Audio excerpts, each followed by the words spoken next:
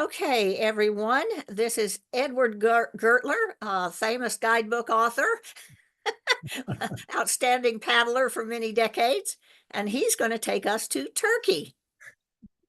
Well, thank you, Susan. And I'll remind you, mute yourself, please. So, of course, now that the power is in my hand, unless Susan mutes me, the first thing I want to do is remind you of coming attractions. We want you to keep on coming. And the next program will be incorporated into our annual holiday party on the first Friday night of December. And however, we plan to simultaneously Zoom it out to people who are more remote or can't make it. So what we're featuring is a film called Fast and Clean. And it's a just lovely movie. It's 45 years old, but we recently redid it, digitized it, put it in HD. Wow. And it's basically the story of aspiring young athletes with dreams to become world champions and a whitewater slalom competition. Try it, you'll like it. It's a great film. So that's it for now. I won't project into the next year, but I will say that if you've been inspired by any of these shows, maybe you have the talent to do it too. I just point back to the nice show we had in September, or back in June, Port Ogilvy's account of traveling in Alaska and pack rafting. He's just a normal citizen, and he made a wonderful show, maybe the best one this year. So you can do it too. I'd love to hear from you. Pack rafting, interesting. Okay, mute that person. Okay, well, good evening, and I do appreciate you all showing up tonight for the uncertainty of paddling in a foreign land here. So back in the summer of 2005, I had the pleasure of visiting Turkey and exploring just a few of as many rivers, never as many as I'd like to. This is obviously a long overdue of my findings, and there's a reason for that. You see, I had the discouraging experience of having my camera fail, but without knowing it. So when I returned home and the slides returned from the developer, well, just imagine Christmas morning and opening box after box only to find them empty. It was a cruel fate, and it really psyched me out. So I've finally gotten over it. So the main reason I'm telling you all this sad hard luck story is as I progress, this will evolve into a mostly oral presentation. I'll try to make it interesting and not let truth stand in the way of a good story. So my next task right here is to share a screen. And let's see if I can do this.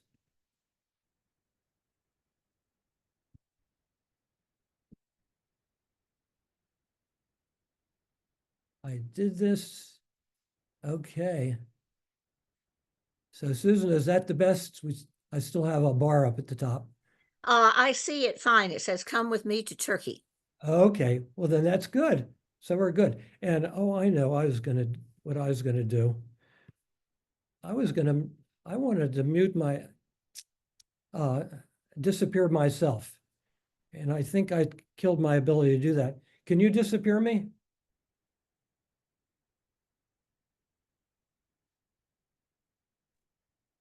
Just turn off your camera, Ed. No, I know how to do it normally, but because I've got the full screen. Okay, let me get out of screen sharing. Okay, I'm going to. Good. Okay, now I'll share screen. I should be getting good at this by now, but there we go. All right, looks good to everybody, huh? So all this started, okay, great. All this started in July of 2005. I had a whole month to do my thing. And you know what? That is entirely inadequate. Look, just spin the globe, and Turkey looks so small. But you got to realize it's over 1,000 miles long and 500 miles wide, which adds up to an area greater than Texas. It's filled with mountains and plains and more mountains. Oh, did I mention mountains? So rivers could be interesting. Well, as usual, my main resource for river beta was the German guidebook series. It had a fair selection of rivers described, though after filtering out the really hard stuff, I could have used more information. But I had another resource. Back a few years earlier, I had made the acquaintance of a like-minded kayaker from Wales named Dave Manby. Dave spent his summers in Turkey and knew its rivers probably better than anyone. He understood the culture and he spoke the language. And best of all, he welcomed me to come visit and do some paddling together. And I decided to take him up on that. And it certainly enriched my experience. Now, I'm speaking to many familiar faces, but for those new to me, let me be clear that I like paddling and traveling alone. So, on a typical day, my routine is to find a secure place to leave my boat at the put-in, take the car to the end, and get back by the most expedient means. That usually means hitchhiking back here in the US. Explaining to somebody why you want to leave your boat in their yard can be a challenge if you don't speak the language. So to that end, I prepare a monologue ahead of the time to hand them when they answer the door. And it always works pretty good. I believe a Turkish colleague prepared it for me. Well, back in those days, British Air was my go-to airlines. Not only were they fine with carrying my canoe, but often if I arrived with a smile and a polite demeanor at the check-in counter, I would be waved through without even an oversized baggage charge. Also, back then, the airline used larger planes for connecting flights. This is important because you can't just carry a 4-meter canoe in any airplane. So, as the way things were set then, there's just no problem with flying a boat to the London hub and from there to Istanbul. Life was good. Well, while getting to Istanbul went without a hitch, things got challenging quickly. Upon picking up my locked duffel bags, I realized that I left my keys in the tray of the security check at Heathrow. Well, I figured I could deal with it in other logistics if I could just blow town. So I picked up my rental car, a little Ford sedan, and headed for the bridge across the Bosphorus, one of two, actually. But it was here that some cop hailed me over from the traffic jam and seemed to be indicating that having a boat on top of my car was illegal, all the time as I watched all manner of vehicles creep by with rooftop loads. He tried to shake me down for $100, but I wore him down and it ended up just $20 poorer. So I made it out of town, down the freeway, and camped at a rest stop with thunder and lightning and noisy people coming and going, keeping me up most of the night. This was not a good start to this trip. Well, the next day was consumed by logistics. With great difficulty, I found a tire shop to help me break the lock on my duffel bag. Then I needed to change money, cash traveler checks for Turkish lira. The post office couldn't help. They sent me to a bank. That bank sent me to another bank in another town. But this was made a bit easier when a young man stepped forward, led me to the town and the bank, then went inside with me and guided me through the bureaucracy till I finally got my money. I spent 2 stinking hours in that bank. But by the end of the day, I finally made it to my first river, something called the Sakarya Nehri, camping at the takeout. Well, my first shuttle in Turkey proved challenging, involving a bus, a minibus, walking, and hitchhiking. But it was some comfort when I got back to the village where I stowed my boat.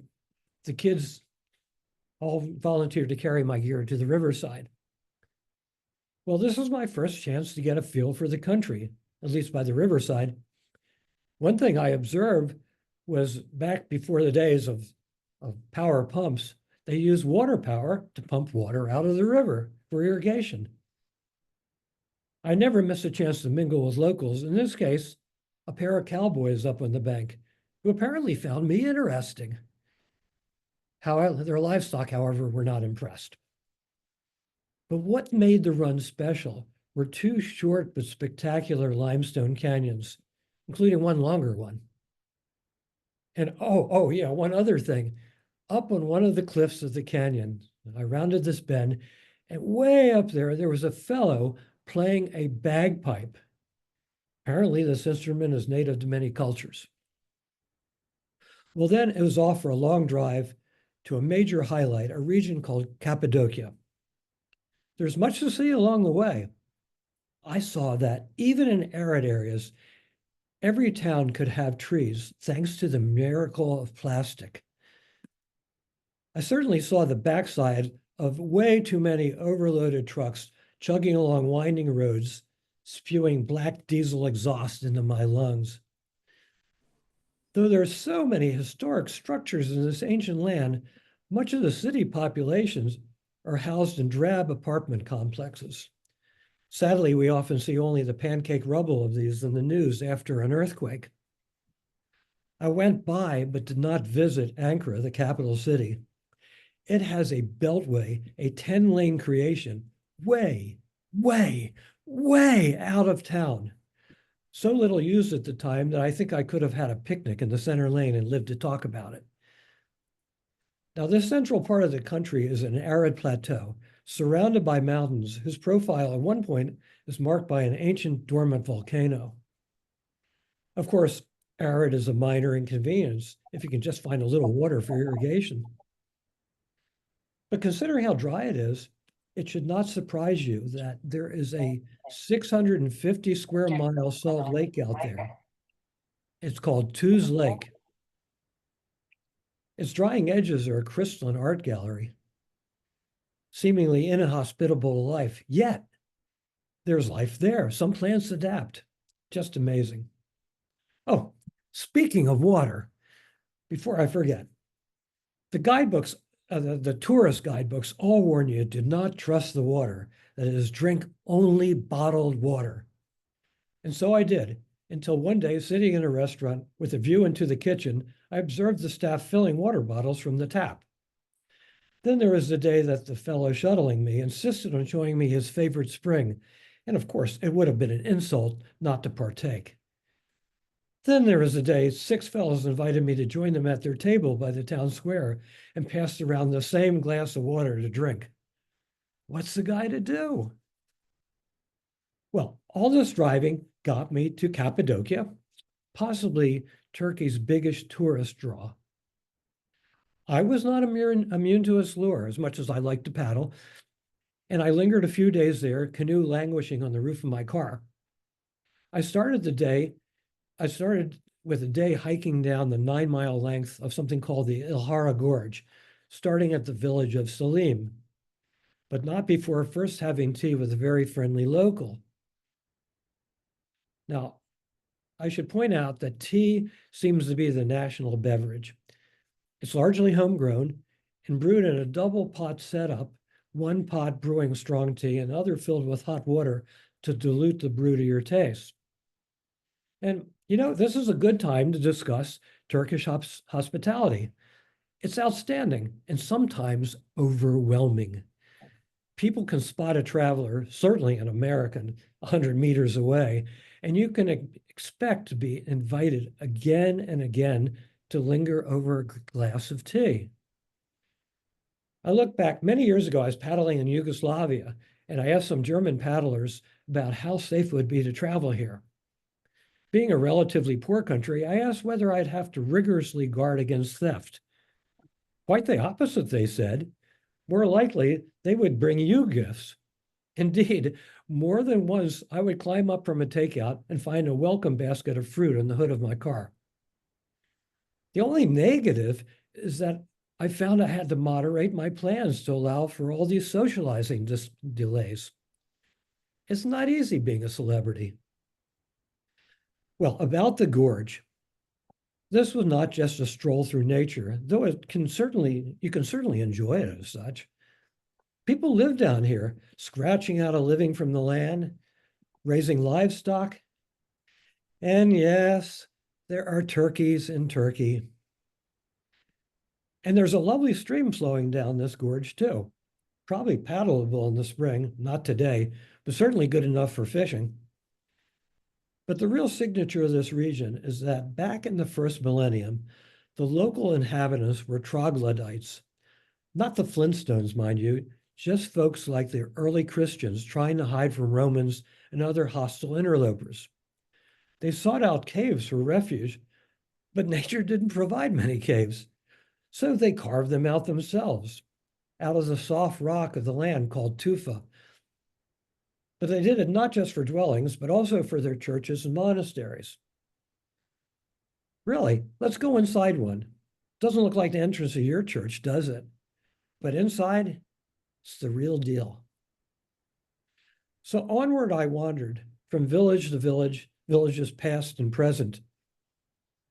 But you're just seeing the tip of the iceberg, because they built these huge underground multi-story cities. Just carved the heck out of the place. The past villages being, of course, as I say, were renowned underground cities. I really had no itinerary at this point. I was living life by the moment. So I had no problem hanging out one day with a colorful guide named Isa in Turkish. And when checking out an obscure monastery, beautiful old place that didn't even merit mention in the Lonely Planet guidebook, I certainly did not decline an invitation to join a family with their picnic on its lawn. The food was great, and the two fellows dancing were entertaining. But I did follow the tourist track also, visiting places like the town of Avinos, known for its pottery. And I must say, I think they make more pottery than they know what to do with. But they take great pride in it and even have a statue celebrating a potter.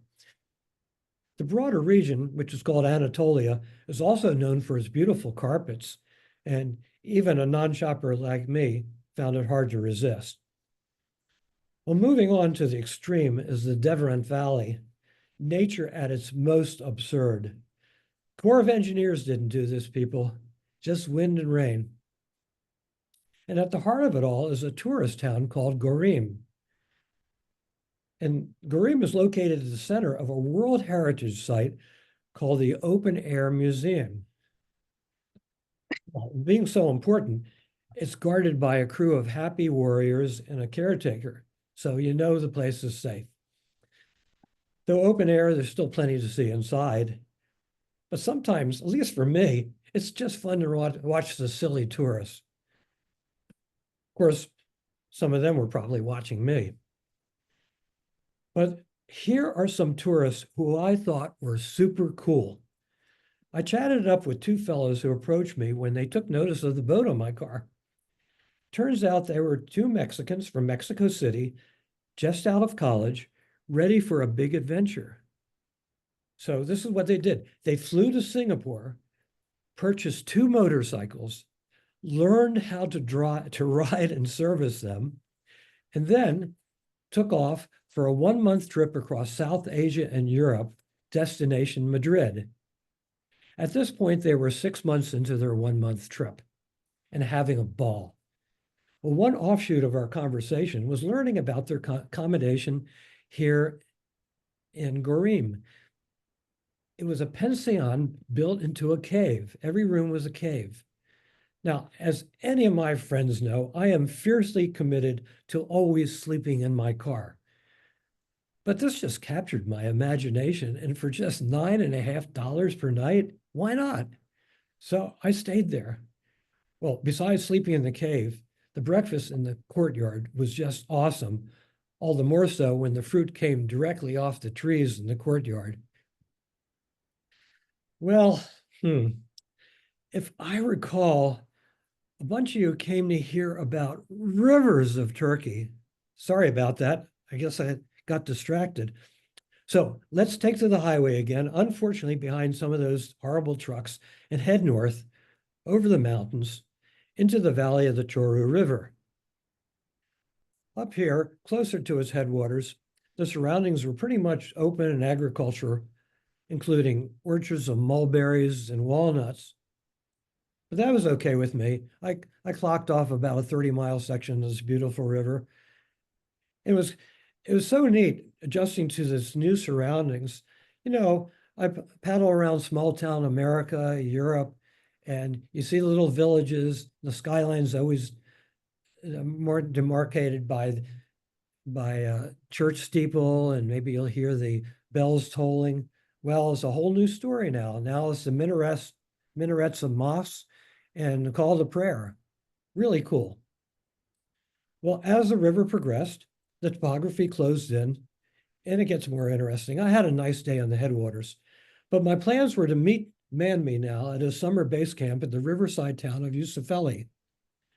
So I took the long drive down the tedious mountain road, valley road, I mean, looking at the river sections that I might want to run.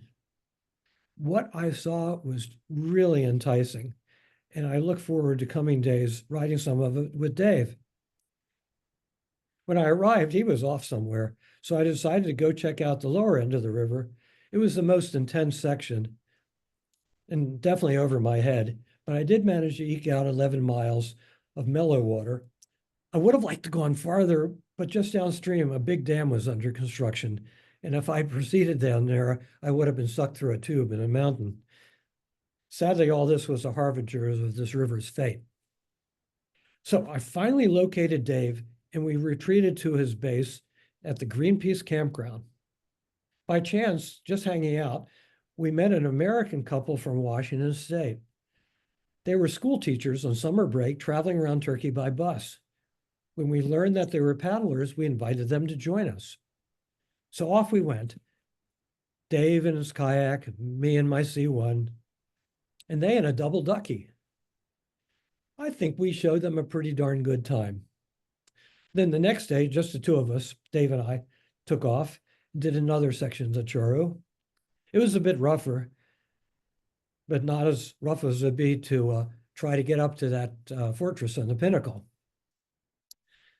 Well, just driving some of the shuttle road was scary enough for me, to tell you the truth. Keeping up with Dave could be interesting. He was wired into the community. He always had something going. It wasn't enough just to paddle. For example, after one of those days in the Churro, he knew the provincial governor was throwing a party at the Riverside Hotel in the town of Izmir. So we crashed it, enjoyed a concert, partook in the refreshments, and then, get this, we camped that evening in the room at City Hall. This just could not have happened on my own.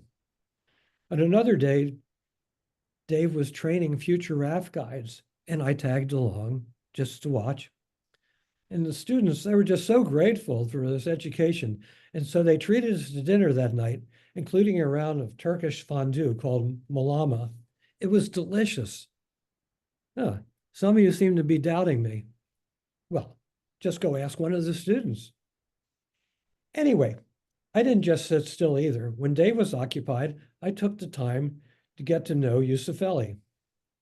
Honestly, it was just an average country town, but with the potential to be a center of outdoor activity. Sadly, that is all gone now.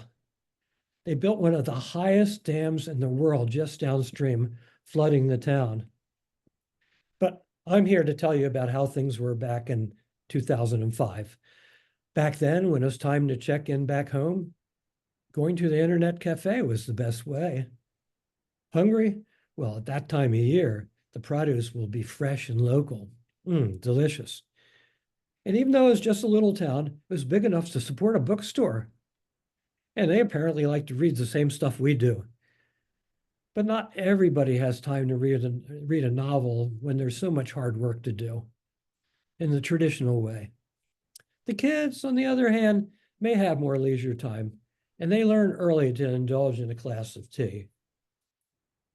Well, nice as the Choru was, I wanted to see more of Turkey and its rivers, so we headed north to the Black Sea, which meant crossing a high mountain range and then descending into the fog. You see, those tall mountains catch the moisture off of the Black Sea and create a lush environment so contrasting with Turkey's dry interior. One interesting memory of that crossing was picking up some hitchhikers. Would you believe that I stuffed 3 adult women and 5 kids in my little Ford sedan? Anyway, we were now in a whole different landscape. dominated by lush forests, tumbling creeks, and tea plantations. Yeah, tea plantations. The Turks don't need China for their favorite beverage. The leaves are all hand harvested. It's sort of like clipping your hedge, really, the process. And everything is manual.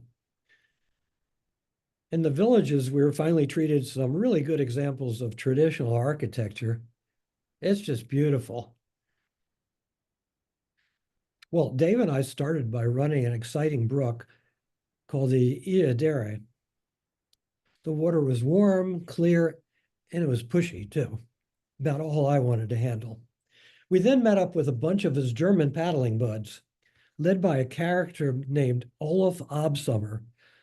Olaf is apparently a big dog in Europe. He's a cinematographer and an extreme boater, and so are his friends. So I tagged along one day on shore just to see firsthand people running unrunnable white water. And I was truly amazed. I would get down to drops and say, this is a carry, but they never carried. They ran everything.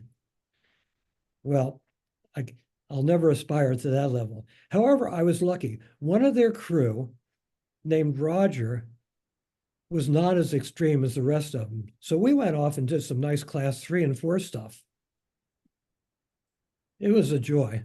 Sometimes you could just run the white water right on into the sea. Well, another day, I just went hiking, hitched to the end of the road and then walked up into the high country. It could have been the Rockies, it could have been the Andes, but it was Turkey, beautiful as ever. And the wildflowers, they were just awesome too. Well, the last day of the Black Sea time was at a rafting festival. I think it was called the Turkish Rafting Championships. Well, besides the on-water activities, there was folk dancing going on, and that looked like fun.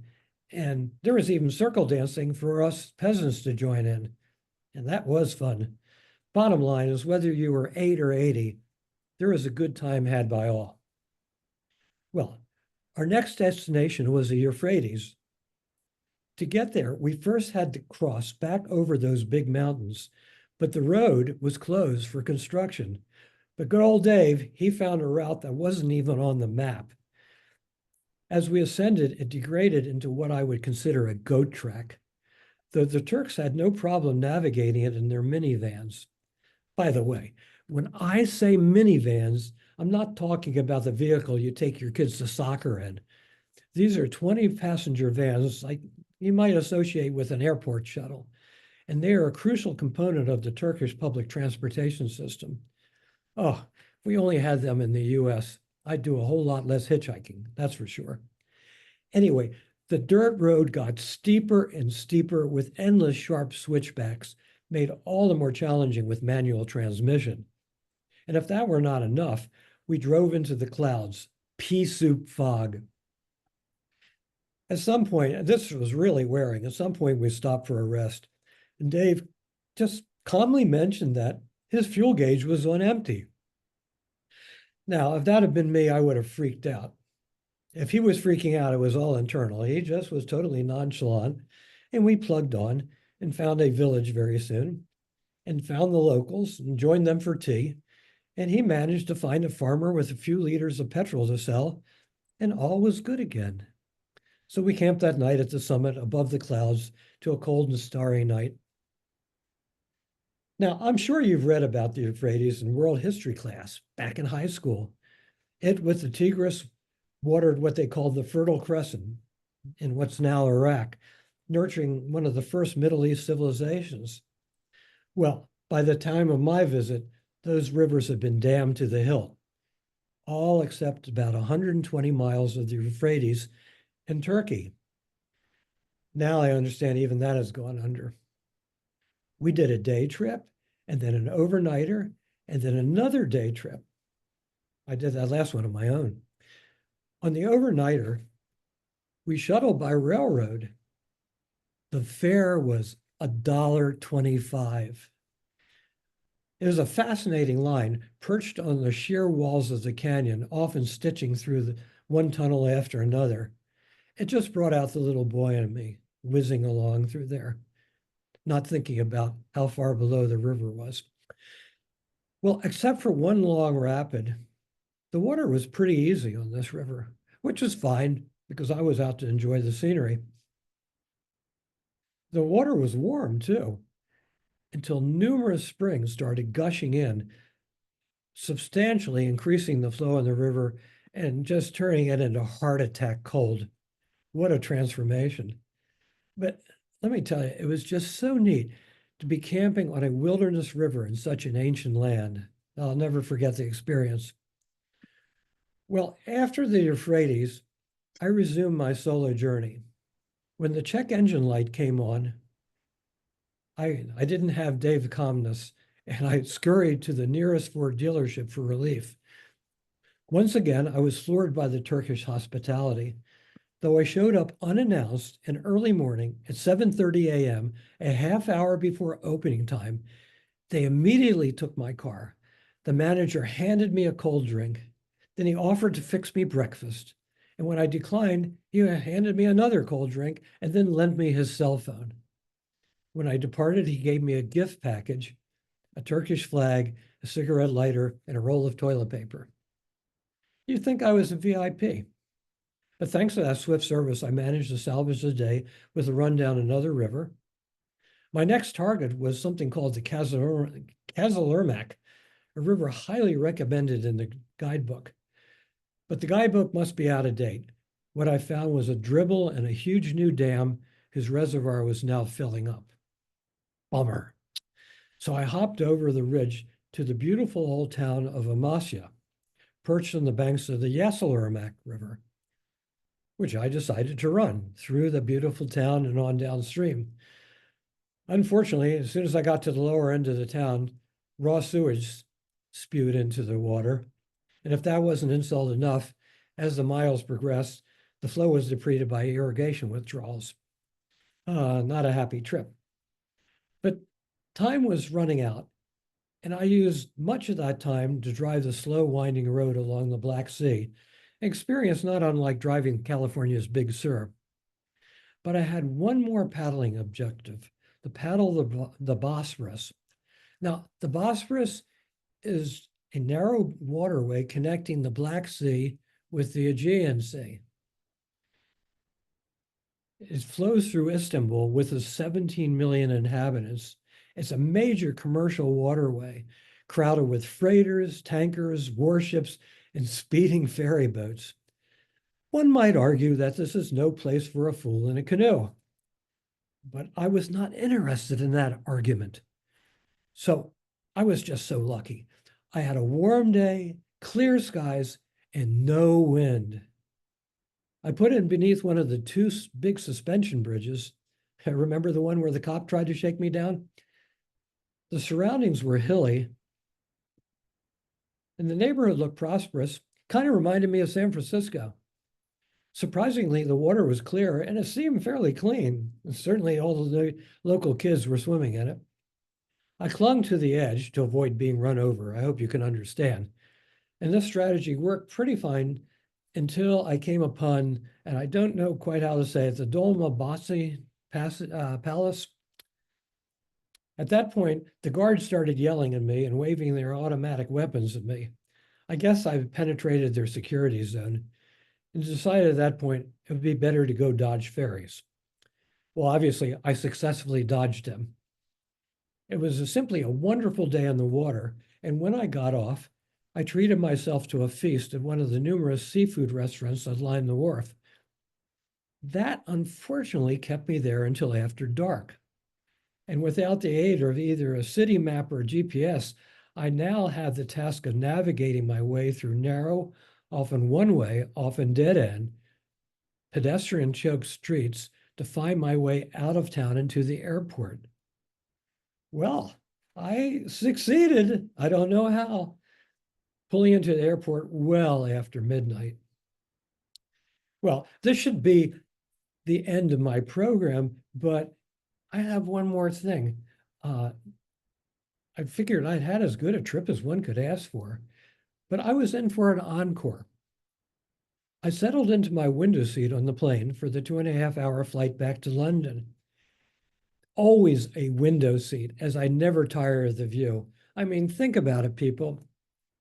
Until modern times, the only way you're going to get to see Earth at 33,000 feet was to die and go to heaven. So I consider it a privilege, and I just glue myself to the window. So you can imagine how irritating it was when a young Canadian woman sat down by me and wanted to chatter. Well, I didn't want to be rude, especially to a Canadian. So I responded and soon realized I was enjoying the conversation. In fact, we jabbered the entire way back, all 2.5 hours. And as we were coming in for the landing, I divulged that I now had a 13-hour layover to endure. Yuck. Well, to my utter surprise, she responded by inviting me home.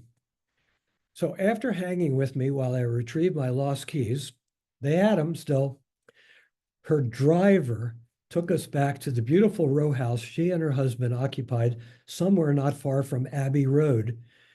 She then took me on a driving tour of the neighborhood, then treated me to dinner at what she described as the oldest continuously operating pub in London. Afterwards, she set the alarm to assure that I woke for breakfast and to summon the driver to take me back to Heathrow. Yes, that was indeed a good trip. And hopefully these last few minutes have been a pretty good evening for you.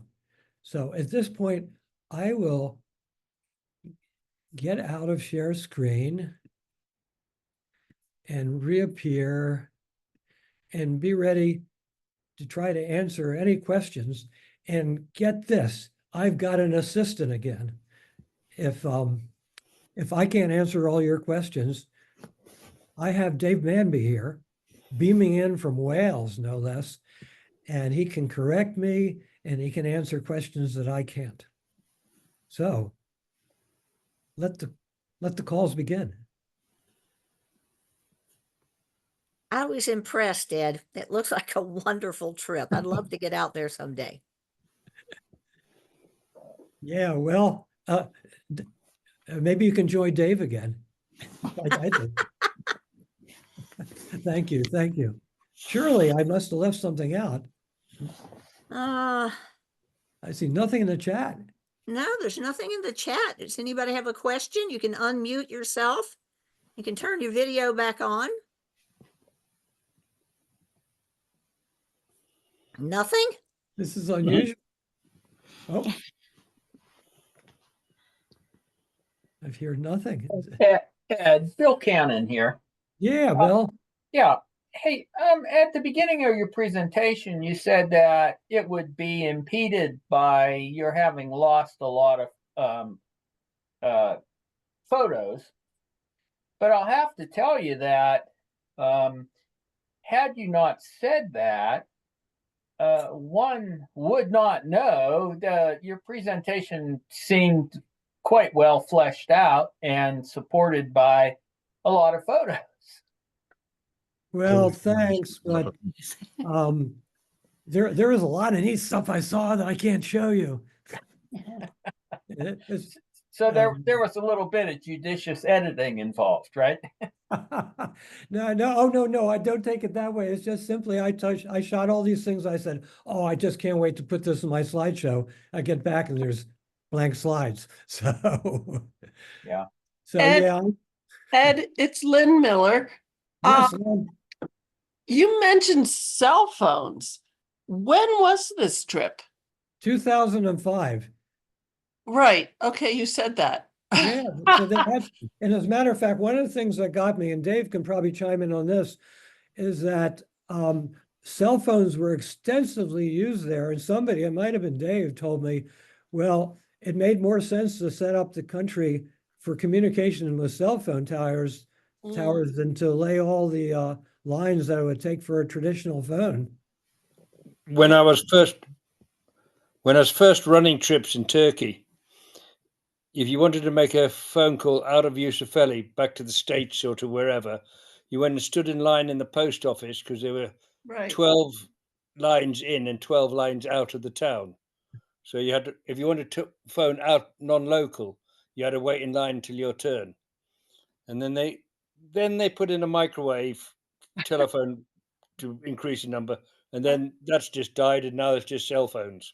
Okay, And interesting. you'd have people wandering around with 3 different phones on their hip, on their little pocket, for So, different things, because they'd have different rates so until it all cell got phones standard. must have been nascent at the time. I mean, it's stunning to me that they existed in 2005.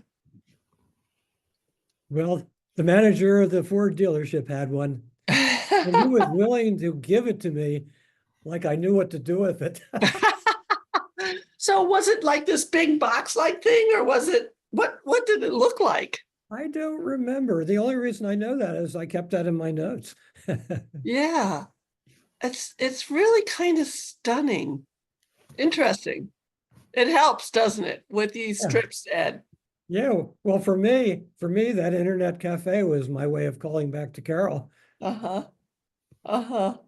Yeah, Yeah. kids in Turkey can watch porn the same as they can in America. Oh my God. Okay, guys.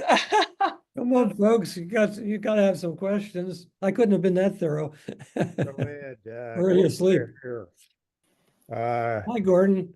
Trip to Turkey sounds great, but I don't think it was up to our expedition to Greece with Jack Hessian a year or two before that.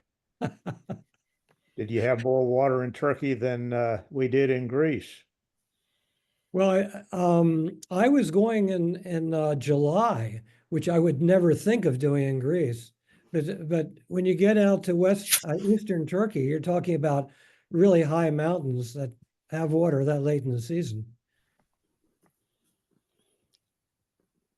But I did run more rivers than you saw. It's just that I was shooting blanks. Were you using the old DKV guidebook, or is there something better? Oh yeah, you must have tuned in late. Indeed, I was using the DKV guidebook.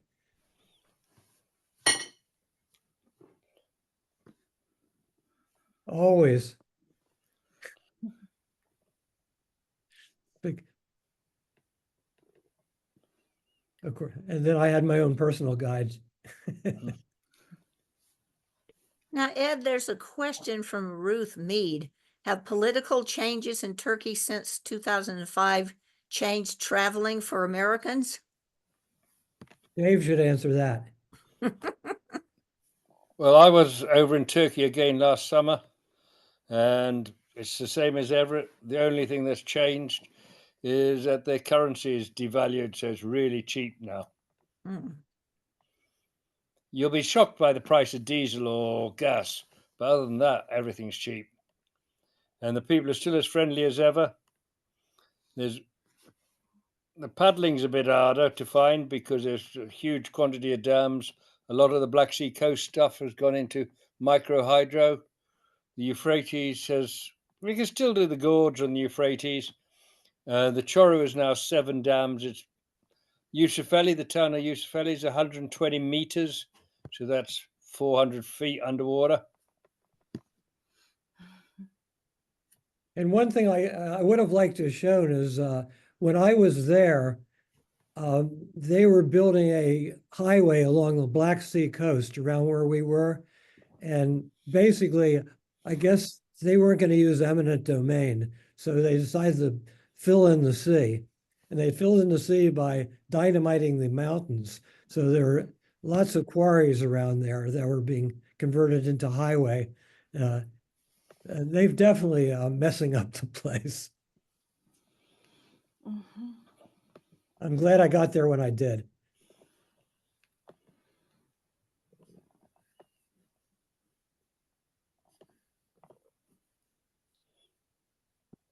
The first time we were there, we drove back from the Choru from the bottom end at the far eastern end of the Black Sea. We drove over the mountain to the Black Sea, having got off the river. And then rather than drive that coast road, which was at 2 lanes with trucks trying to overtake each other, we got a ship. We got my my minibus craned onto the deck of a ship, and then we got from that all the way to Istanbul. Well, that sounds practical. I'm glad I did the drive. It was just beautiful, but slow. So Ed, Yeah. hi. Hi, Just Janice. curious, and maybe I missed the first minute or so, but did you go with a route in mind and like rivers, a list of rivers you were going to check out? Oh, my plans change every day on all of my trips. So, Yeah. so I knew that I eventually was going to meet up with Dave by some time. And I basically perused the guidebook and looked for things that were easy enough and hopefully scenic and just do them as I could. And did you, when you paddled, did you just hitchhike back? Well, I used every means possible. As I was saying, on the first river I ran, I took a mini bus, hitchhiked, and walked the shuttle. I generally did okay with hitchhiking. Mm-hmm. Thank you. So there's a question here. Oh, you're welcome. There's a question here. Dave, how did you end up as a guide in Turkey? How did I end up there? Modern communication. Rich Bangs rang Peter Knowles and said, "Hey, we've just come back from Turkey where there's a great river. You should go and do it. You could just drive there. It's just like driving LA to New York." Nah, it's not quite the same. There's several back in those days. I think I counted it up. There were 9 different currencies and 11 borders, or something like that. So I bought $150 minibus, and we drove out there in that. And I thought, this is too good to do once. So the following year, I started running. It's like something dropped right in the middle of the city. This was our holy grail. You had to come here. The history of the game is right here. Whoever's got a TV or radio on, turn it off. Right. I just muted Howard. Howard looks Turkish. Anyway, I'm going to go to bed because it's now 1 a.m. So, good night, Dave. See you all. Thank you for joining us. No trouble. Thanks, Dave. Amazing presentation, you both of you. So, okay. Thank you. So Kathy Smith had a question. Ed, did you get a sense of native Turks paddling for sport? I never observed that, but they were apparently trying to get up some sort of commercial rafting industry. And Dave was training, as I brought up later in the show, future raft guides. So, but as far as just recreational paddlers, I never ran into them. It just seems like we foreigners, especially Germans, who are the great travelers of Europe, are the people you're most likely to see there. Ed, have you done any paddling in visit other places in Newfoundland? And do you know anybody who paddles there much? I have not. We had a great show many decades ago, put on by Andy Bridge, where he went on up there, and these rivers, they drop off the edge of the earth. There wasn't a lot of stuff that I thought I could imagine myself doing. But yeah, he and John Weld, the guy who founded Immersion Research, they did an expedition there. But unfortunately, that was in the analog era, and that show's probably lost forever. When we were there, we saw lots of neat looking rivers and absolutely nobody on them. But, you know, of course, we weren't seeing stuff really into the interior because there weren't many roads into the interior. But what I could see, it looked like good paddling, but nobody on them. Oh yeah, I'm sure it's probably great. Again, especially if you're a class 5 paddler. I'm sure the way these places work is they're flat water and then drop off the edge of their earth. So if you have a bush plane, you're all set. Or a pack raft.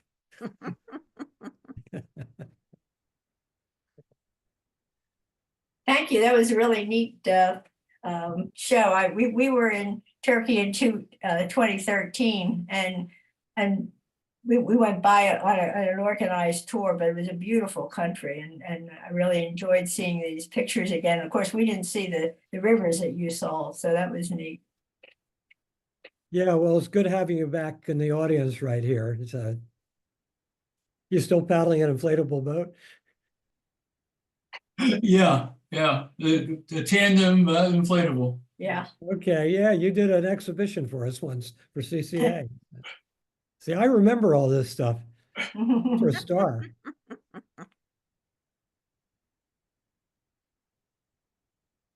Well, I don't know, Susan, I don't see any more questions. Did I miss any? No, I've been checking too, and I think you got them all. There were some thank yous, but you know, we all thank you. Well, this saves me having to recruit anybody for a show. Well, you're such a good storyteller, Ed. Yeah, well, you just lie. That's all you got to do is lie. Thank you. No, that's nice. That's nice of you.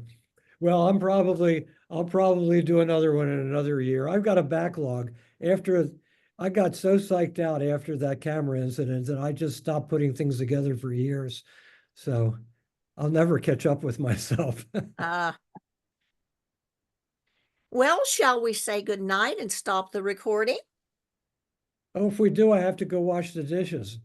Oh, well, I'll just leave it running. Thanks, Ed. Message. I appreciate it. Yeah, thanks for everybody coming. One new message. Yeah. Thanks, Ed. Great presentation. Yeah, thanks, Ed. Two new messages. Okay. I see what they are. They're all thank yous. Okay. Thank you, Ed. Yeah, okay. Take care. Thank you for the thank yous. Thanks. All right, I will stop the recording, but I won't turn off Zoom if anyone wants to just chat. Thanks again, Ed. Always good stories. Yeah.